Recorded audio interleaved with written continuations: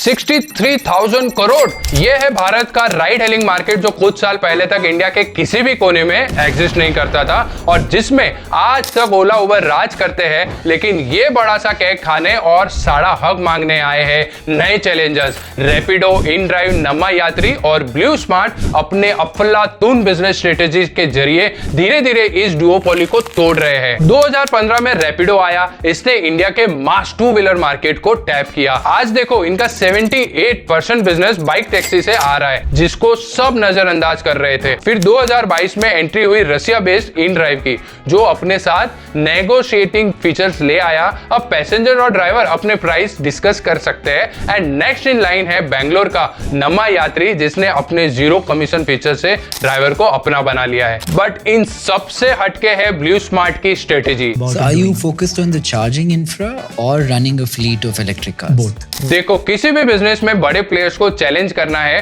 तो दो तरीके हैं, एक उसके सबसे बड़े राइवल के साथ पार्टनरशिप करो और दूसरा बिजनेस में नया डिस्ट्रप्शन लेके आओ। और इन दोनों तरीकों को ब्लू स्मार्ट ने स्मार्टली इंप्लीमेंट किया। चलो देखते हैं कैसे। साउथ ईस्ट एशिया की largest electric ride hailing initially Uber के कंधे पे बैठ के इस सेक्टर में आई थी।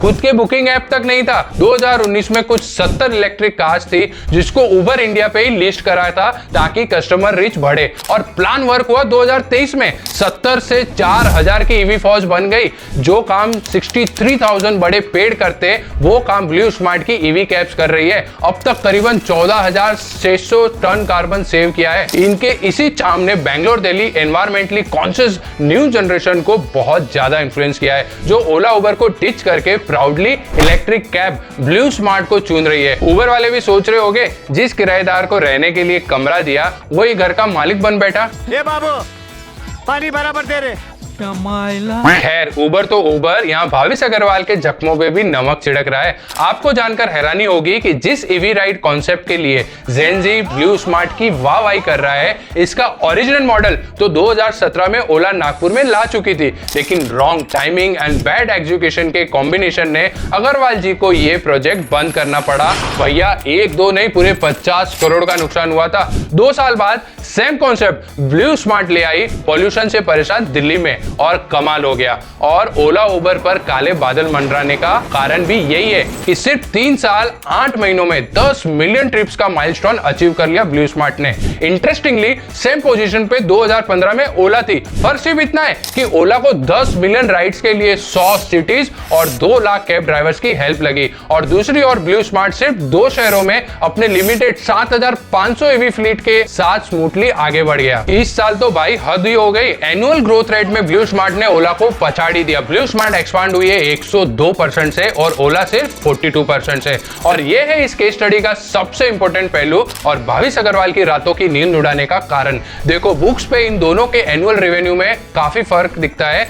ओला है 2,800 करोड़ पे और ब्लू स्मार्ट है सिर्फ 500 करोड़ पे। अब मान लो ये हर साल सेम ग्रोथ रेट से बढ़ रहे हैं तो नेक्स्ट ईयर ब्लू स्मार्ट होगा 1,000 करोड़ पे और ओला होगा 3,900 करोड़ पे। 2 साल बाद ब्लू स्मार्ट का रेवेन्यू हो जाएगा 2,040 करोड़ और ओला का रेवेन्यू होगा करीबन 5,645 करोड़। ऐसे ही 5th ईयर में ब्लू स्मार्ट का रेवेन्यू होगा 16,800 करोड़ और ओला पीछे रह जाएगा विद 16,100 करोड़। और ब्लू स्मार्ट का यूनिक बिजनेस मॉडल और सक्सेसफुल इन्वेस्टर बैकिंग को देख लगता है ऐसा जरूर होगा। कैलकुलेशन शायद ओला ने भी कर लिए तभी तो ईवी कैब्स का डिजास्टर्स एक्सपीरियंस बुला के ब्लू स्मार्ट का सक्सेस मॉडल कॉपी करने जा रहे हैं। 10,000 ईवी फ्लीट के साथ तैयारी शुरू है। लेकिन ब्लू स्मार्ट के बिजनेस मॉडल में ऐसा क्या है जो ओला खुद कॉपी करने जा रहा है? इनके बिजनेस मॉडल के मेजर डिफरेंस समझ लेते हैं। पहला, ओला उबर ये दोनों एयरबीएनबी मॉडल की तरह है। यहाँ ड्राइवर अपनी खुद की ऑटो या टैक्सी लिस्ट करता है। ओला उबर यहाँ एजेंट है जो ड्राइवर के बिहाफ में खुद फेयर डिसाइड करेगा, फिर पर राइड 20 to 30% का कमीशन खुद रखेगा। देखो यहाँ ड्राइवर को 70-80% भाड़ा तो मिलता है पर गाड़ी का EMI, maintenance, insurance and fuel का सब खर्चा भी उससे ही निकालना पड़ता है। एक्चुअल कमाई सिर्फ 15 to 25%। ऊपर से most of drivers x taxi drivers होते हैं, हरकतें भी वैसी होती है, बेसिक कस्टमर हैंडलिंग ट्रेनिंग इनके पास होती नहीं है, खुद ही बुकिंग कैंसिल करते हैं, पैसेंजर्स के साथ रूड होते हैं और ऐसे ही कंप्लेन ओला का बड़ा सरदर्द बन गया है। On the other hand blue smart का बिजनेस मॉडल बिल्कुल डिफरेंट है, जिसने टाटा मोटर्स ESL जैसे ईवी मैन्युफैक्चरर से गाड़ियां लीज पे ली है, उसके मेंटेनेंस का जिम्मा भी खुद उठाया है। यहाँ ड्राइवर सिर्फ as a salaried and uniform employ काम करते हैं, जो खुशी खुशी पैसेंजर्स हैंडलिंग की अलग ट्रेनिंग भी लेते हैं। ड्राइवर्स का अपना फिक्स इनकम मिलता है एंड प्लस कंपनी को अच्छी कस्टमर रेटिंग, इसीलिए तो 40% ex Ola Uber drivers BluSmart employees है। इन्हीं वेल ट्रेंड एम्प्लॉइज की वजह से ब्लू स्मार्ट की no cancellation policy actual ground level पे इंप्लीमेंट होती दिख रही है। दूसरा है safety angle. Recent passenger harassment reports ये बात साबित हो चुकी है कि Ola Uber lax passenger safety, क्योंकि फर्स्ट ऑफ ऑल उनके पास गाड़ी की ओनरशिप ही नहीं है। ड्राइवर्स और पैसेंजर्स के फोन से ट्रैकिंग होती है, बट फोन बंद तो ट्रैकिंग बंद। यहाँ ब्लू स्मार्ट काफी स्मार्ट खेल रहा है, ये खुद EVs को ओन करता है और हर कार में अलग से ट्रैकिंग डिवाइस होती है, तभी तो ये अकेला टैक्सी बुकिंग ऐप है जिसको ऑलमोस्ट परफेक्ट रेटिंग मिली है। तीसरा सबसे बड़ा डिफरेंस है दोनों का प्राइसिंग स्ट्रक्चर। ओला यूज करता है डायनेमिक प्राइसिंग स्ट्रक्चर, यानी AI की मदद से फेयर्स डिसाइड होते हैं, जितनी डिमांड उतना फेयर बढ़ जाएगा।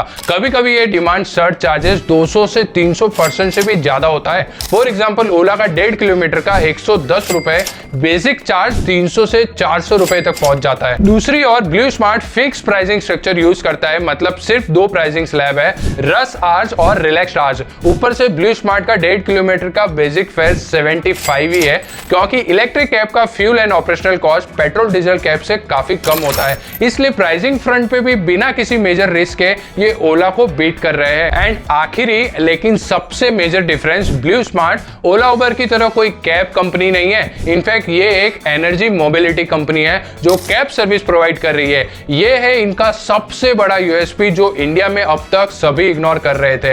And you will be shocked to know, BluSmart एक तीर से दो निशाने लगा रहा है। पहला बूमिंग राइड हेलिंग मार्केट जो सालाना 9% से बढ़ रहा है, और दूसरा है EV ट्रांजिशन जो गडकरी जी ने तो ठान लिया है अगले 5 साल में पेट्रोल डीजल कार इंडिया से गायब कर देनी है। Would you like to see India rid of diesel and petrol cars altogether? 100% मेरा मिशन है। लेकिन ब्लू स्मार्ट के पास एक बहुत बड़ा चैलेंज है, इंडिया में EV चार्जिंग इंफ्रास्ट्रक्चर की कमी। लेकिन इस प्रॉब्लम का तोड़ भी ब्लू स्मार्ट ने निकाल लिया है। ये बहुत सारे चार्जिंग स्टेशन बिल्ड कर रहे हैं खुद के यूज के लिए, and you will be amazed to know future में यही इनका सेकेंड सोर्स ऑफ इनकम बनेगा। जी हाँ, जहां लोग पेट्रोल पंप की तरह बैटरी चार्ज करने जाएंगे। एंड इस कहानी का सबसे मजेदार पार्ट यह है कि ओला उबर जैसी कैब कंपनीज इतने सालों बाद भी लॉस मेकिंग है, वहीं ब्लू स्मार्ट 2024 तक प्रॉफिट मेकिंग बनने के रास्ते पर चल रही है, जो पॉसिबल होगा लो फ्यूल एंड मेंटेनेंस कॉस्ट और फ्यूचर चार्जिंग इंफ्रा से होने वाली सेकंड सोर्स ऑफ इनकम से।